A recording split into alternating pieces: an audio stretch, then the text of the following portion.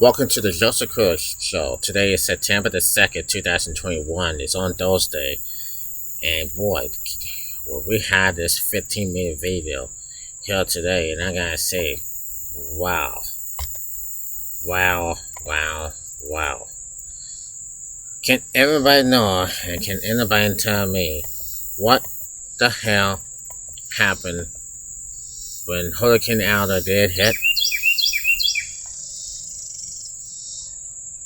It was on Sunday, right? It hit New Orleans, Louisiana. It hit Louisiana and knocked out the power grid. And just like, oh my goodness, what happened to everybody? What happened? What happened to them? What happened to Louisiana? What happened to New York last night? Last night, the Hurricane Alda continued. We had a tropical storm that hit New York. That was yesterday. That was last night, right? Okay, that was last night. And it was flooded all the way to the train station, I think. We'll get that for you right now. So now, we go to New York City, right? And New York had been flooded. But, hey, thank God all my cousins are okay. And it looks like what happened. Now, what happened was the New York City had been flooded everywhere here in the state of New York. CNN takes a look at says what it was like to be standing on subway stations and trains overnight during New York flooding.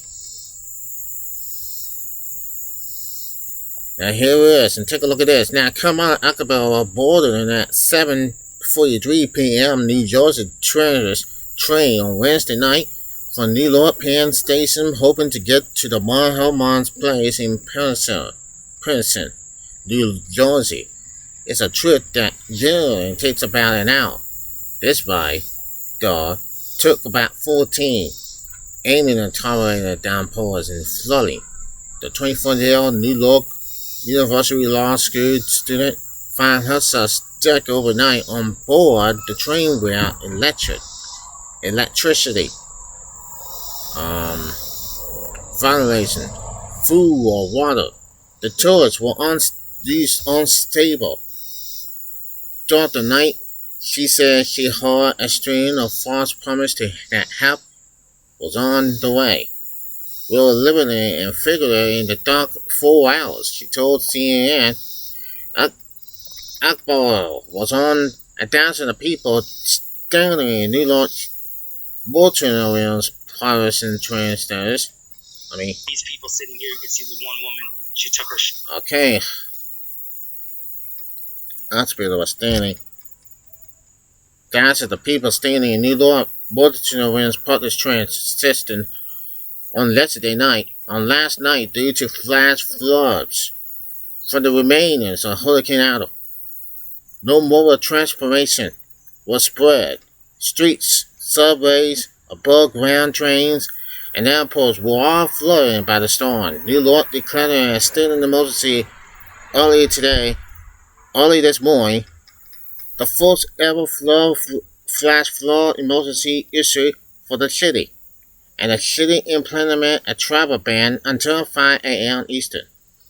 Those declarations came too late for many communities, though, who became standing at travel hubs far from home. The Multiple Transport Authority outlined the issue early Thursday. The subway system flooded in 46 locations. About 65 buses were blocked or stuck, and 2 multi-lane trains were standing. In addition, all New Jersey transits are rail service, except for the electric city rail line, was suspended due to the flooding. The New York City Fire Department had to rescue hundreds of people from subway stations. Spokesman Frank Dallas said the head of the MTA said roughly 10 to 20 subway trains were standing. The most important thing is we did get people out safely. MTA acting chair and CEO Jordan Lopez said. New York Governor Catherine Holder told CNN on Thursday that the New York City was paralyzed by the unprecedented storm. We're liberating throughout the night had transit workers going through the tracks to make sure that they were safe, she said. There was a lot of flooding. No lives were lost there. Thank God. That's unbelievable. And it's all flooding here in New Jersey and in New York. Bobby tweeted, and this is on the video. So, it's 2:30. The rain has stopped. There is not a cab in sight, and Uber is still charging $70 to go to Queens. Thanks, New York. I'm gonna figure out how to get home somehow. Maybe I'll grab a yellow cab if one of them is available. Okay, we got now. This is what happened. People were getting. Now, this is what happened. They know it was flooding in New York. No lives were lost there.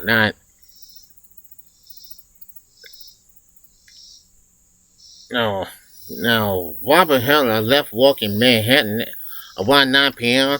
and got on the subway heading for his Queens home. But his train became stuck underground for over an hour between two station stops. Once the train made it to the next stop, the rest of his journey was cancelled. He told CNN there were no cabs, trains, or buses to get home, so he got a drink or two at the bar until 12:30 a.m. and then went to the diner until about 3 a.m. He finally took a $104 left ride home. I'm exhausted, frustrated, but at least I got home safe, he said. Some others were not as lucky.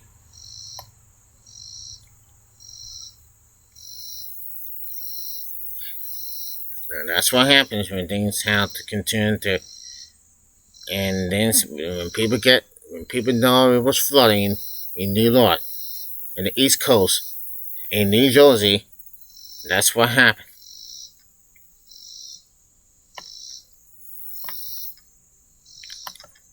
So I thank God I had those cousins there. They're okay. They were all right. So.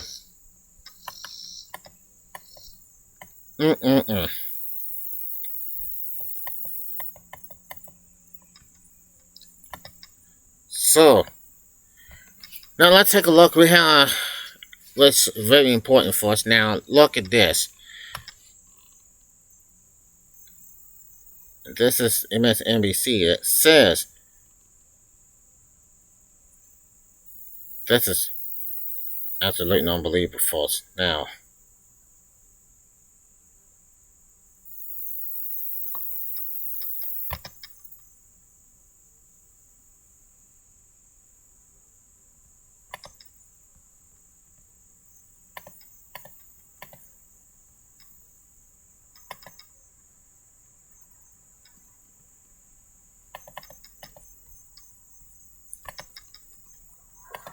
if we not all that, take a look at this. It says this, and look at this, and I'm gonna read to you, folks.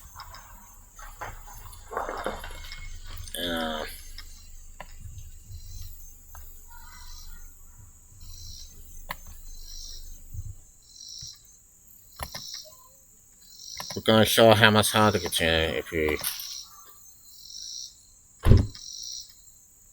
look at this here. Okay, here it goes. Covered up. Florida's MAGA governor in COVID scandal on death count data. It says as Florida Governor Ron DeSantis ignores safety measures, an explosion new report shows he might be misleading the public and hiding the actual death numbers, according to report from the Miami Herald. Coronavirus deaths in the state are not declined. MSNBC analysts discussed the report with MSNBC politicians analyst Coroner Butcher. This is what happens when people don't know what is going on. And a lot of people are getting frustrated in Florida. They're getting frustrated in Florida and South Florida because this is what has happened here and up there in Florida. People were dying. People are getting sick by COVID. It is what it is. And let me tell you something. It's not funny.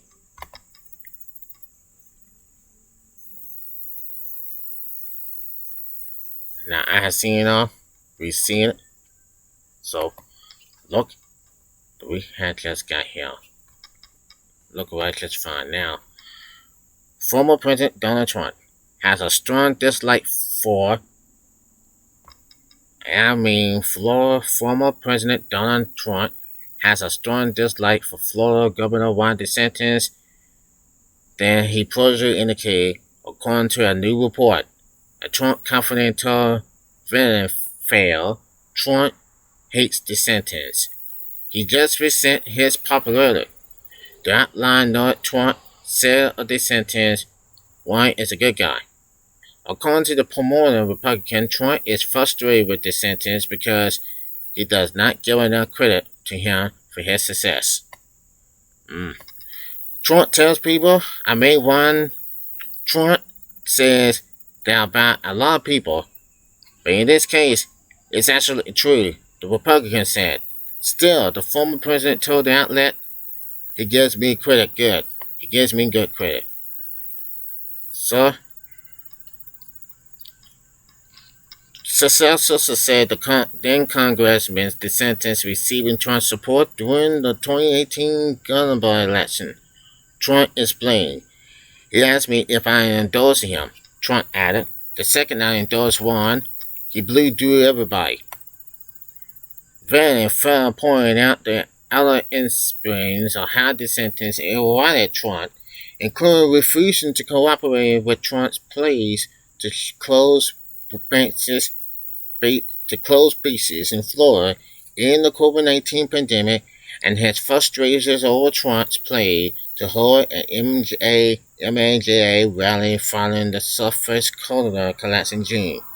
Now, former Trump advisor Sam Nunberg suggesting to the outlet, heading into 2024, DeSantis is promised to push Trump off the throne. He continued, Trump surely sees this coming and will ultimately offer Governor DeSantis a joint ticket. Now,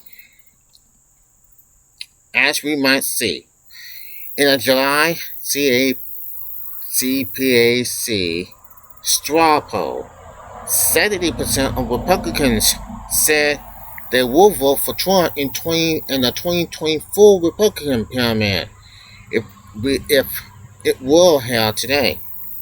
Said DeSantis receiving 21%. During the very fair interview, Trump also took a swipe at possible Republican presidential contender and his former United Nations ambassador Nikki Haley. Well, every time she criticized me, she criticized me about 15 minutes later, Trump said. I guess she gets the base. Haley criticized Trump's post-election behavior in Federals, saying, when I tell you I'm angry, it's an understatement. When I tell you I'm angry, it's an understatement.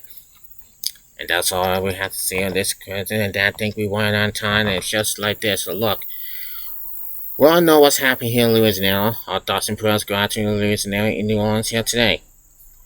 And our thoughts and prayers go out to New York.